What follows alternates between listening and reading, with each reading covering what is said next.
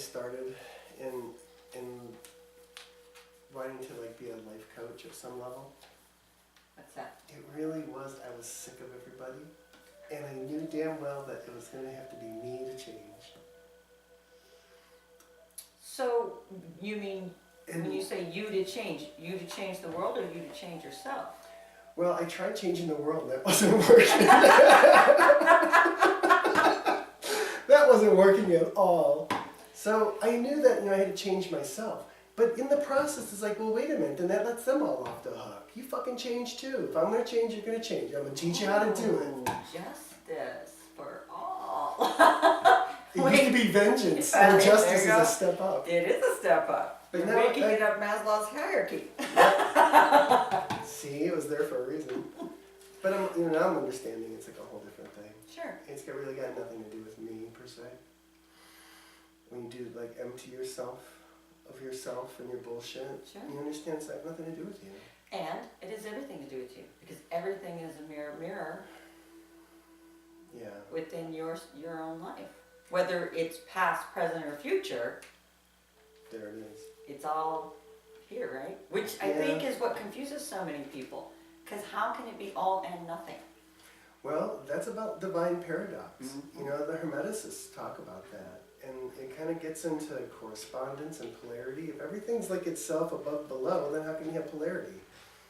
Divine paradox. At some point, the oceans on opposite sides of the world touch each other. Well, the illusion is that there's separate oceans. It's sure. one body of water. I just saw something. Oh my God, did you check that one out? I did. That was really good. It is all one body of water. It is all one. But I saw a picture just recently of where the Pacific Ocean and the Indian Ocean meet. And it's two separate waters, and they meet, but they don't really interact. Yeah, that there's actually different like densities of water in various spots and all that. Yeah, so I don't imagine like the original map makers knew that level of knowledge. No. So how the hell did they do that?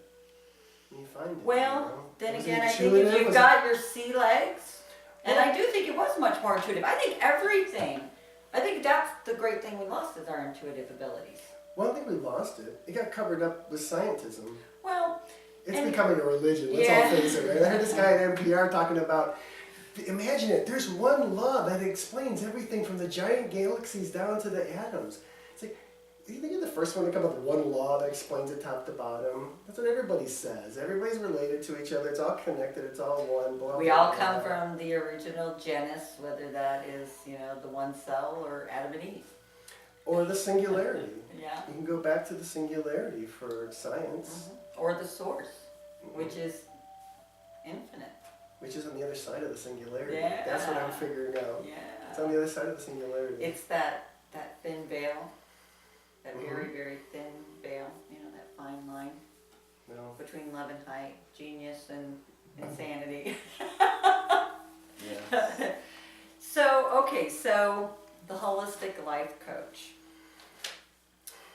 And wanting to do that because you needed to make some changes for yourself and hopefully replicate that out in the world. Yeah. I started down my spiritual path and got into Buddhism, and I saw the beauty of it.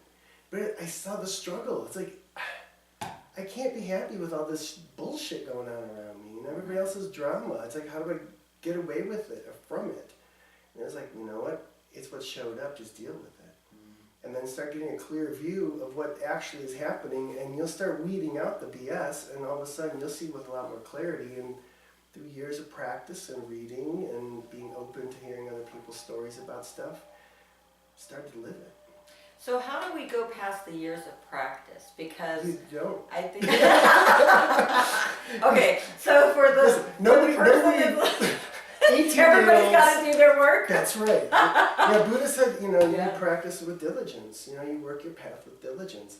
You can't wake up at 24 years old, never even seen a baseball and make it to the major leagues. Unless that was your inherent gift, and I don't think and it you works just that do way. it That's when unrecognized. That's when it gets way woo-hooey to me. I still deal more in the practical. I know weird stuff happens. I've had it happen to myself. But I like to be an anchor back to some kind of a grounded center of, yeah, but you know what? The likelihood of that happening for you is pretty minimal, right? Quantum mechanics will tell you it's not zero. Yeah. I agree with you, it's not zero, but man, it's a tiny little number past the decimal point. I think it's So let's be practical. That's so funny. I think it's that same thing you were talking about earlier about the 8-year-olds that were inquisitive and wouldn't take anybody's word for it. Mm-hmm. Had to kind of explore it on their own. Mm-hmm. That still holds true. Yeah, it should. There's so much to do. It's a core value. Well, yeah, inquisitive nature is a human core value. That's, you know, what got us up off the ground. So for those out there then that maybe are not as inquisitive, because, I mean, let's face it, I think that some people struggle more with this because they either don't have the tenacity, the belief, or the stubbornness to stick it out. A lot of people just, one and done. Or the OCD. Or the OCD. Mine's probably more like that. I just like dove into it all. Yeah. But you know, that's the fallacy. You know, that's why every diet in the world doesn't work. Yeah. Because you believe it should happen quick with no work on your part, and that's just bullshit. Yeah. You have to do your work, humans. You have to do your work. But That's it can all. be, and it's easier work, more graceful work, when it's right work, meaning the right intention, the right effort. Which comes from understanding the right view of what's really going on. Yeah. If you're living in the fog of conditioned existence and your familial beliefs and all that, you're not making your best judgments. With that cloudy head and that conditioned existence and the pain and all the bullshit that you got clinging to you, what Eckhart Tolle calls the pain body. I love that. The pain body is responsible for so many misunderstandings. Well, yeah. Yeah. Within yourself and with your interactions. Well, in Buddhism they talk about arrows. Yeah. And that first arrow is somebody pushing your button. Mm-hmm. All those second arrows are you going down your story of like, oh, that was shit, I deserve this has always happened to me, wait. Yeah. So it was like trying to stop living like that, and then it's like, okay, if I'm changing, you have to change too out there. And it's like, but what if they don't want to change? well, then they'll turn this off now and they'll go do what they were doing, and they'll have the success that they have. And it'll be like the definition of insanity, doing the same thing over and over again, expecting a different result. Yeah. So suspend disbelief for, more than 2 minutes. You might learn something. And you don't have to take everything, even though every word that comes out of the mouth is a pearl, it's not always a pearl for every ear. Everybody likes pearls. That's yeah. right. That's Some people prefer diamonds. Okay, so when that being said, what are you looking to do with this? Well, over all the years of looking at this, I've really come to understand the commonality to all the teachings really just boil down to get your head clear and open your heart and be love. And you're not going to be that high ideal at every moment, but you know what? As you move closer in alignment with that, of just like, I'm done with the drama, I'm done with the bullshit, I'm sick of carrying that relationship for 20 years ago and all the hurtful things my parents said, blah, blah, blah. When you're done with all that shit, and you want to strip all that away, and that's what holistic coaching is about, is to get to that level of your human. Mm-hmm. And strip all that stuff away and put it in its place with a new perspective, all of a sudden all this power comes to you. Mm-hmm. You're attracting a whole different thing. Law of attraction, when you radiate out is what's coming back, right? Absolutely. And when you're radiating out woe is me and misery and drama, well, no wonder your life sucks. Yeah. It's your fault. No, it is true. That's the second noble truth, by the way. The first one, there's like dissatisfaction in the world. The second one, it's kind of your fault. It's your view of what you think things should be versus what things are. That's great. This is a great time to introduce the noble truths. What's the third and the fourth? Well, the third is that, there's an end to that kind of dissatisfaction or suffering. It's called suffering usually in the West, Sure. but it is more of dissatisfaction where you're in your life and you're looking for job and marriage and parenthood and all the things, right? Or expectation. Well, yeah, and that's the thing. When the reality doesn't meet your expectation, that's your degree of dissatisfaction or your degree of suffering. Yeah. So there is a way to kind of, though, clean that gap up. In life coaching, they talk about where you are, where you want to be, a gap, right? Well, you kind of fill that gap up with the Eightfold Path, Okay. which is you think about how you act in the world, how you see the world, what intentions are you coming from, the kind of language you use, the actions you do, things like that, the effort you put into clearing up your head. So it's about that. And the fourth? The fourth is the way to end the satisfaction or suffering is the Noble Eightfold Path. Okay.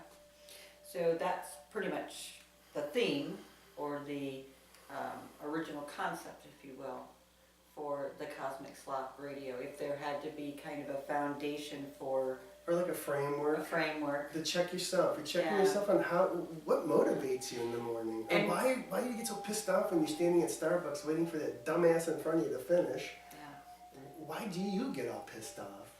And I wanted to make that clear too, because I think that for some people they might think that that is a spiritual belief or a religious belief, and we both pretty much just agreed that really wasn't a belief in a dogmatic kind of framework, which is why we felt like it was a good framework for this, because it's practical, everyday practical, thing. And it's not ascribing to any certain faith or belief. Other than the belief that you can, if you pay attention to your thoughts, you can change your entire world. Sure. That's the only belief system that's going to be coming from my context and when I teach with people or have clients. It's the solid belief is that everything's changeable because it's all a product of your mind. So you can keep your deity of your choice or what have you. Or none at all. It doesn't matter. Or none at all, exactly. Because that's not really where this is coming from. The bulk of it is not. You know, like some clients... I mean, we both have our own personal spiritual framework, but... Yeah, but from a client perspective, many of them just want to stop that daily rhythm of the self-defeating talk and the baggage they're carrying from relationships. That some of them do want to then take that into delving more into their spiritual nature. And why are they alive? Yeah. Why am I here? And regardless of why I'm here, what the hell do I want to do now? Yeah. I'm going to be here. Yeah. That's a truth. If there's any one solid truth in the whole wide world, you're here. You are here. So what are you going to do? And how do you want to do it? You want to just stumble your way through with all the bullshit in society telling you what's good and bad? Or do you want to challenge yourself and sit clear, sit still, shut up, and learn? And then learn to let go. That sounds pretty good. Man, I love it. I've been living it. I love it. Now I'm like, let me tell you what I found. So here you go. It works for him. Maybe it'll work for you. Where can you be found? Well, I have a website, www.aspenholisticcoaching.com. It's Aspen, like the trees and the city. AspenHolisticCoaching.com. And my number is 602-295-5056. In the Phoenix metro area? I'm in Phoenix, yeah. But I do Skype, I do phone, I do all kinds of sessions with all kinds of people. So. Okay. Yeah, not limited by geography anymore. I know, I love it. Yeah. Any final thoughts, words, statements, declarations?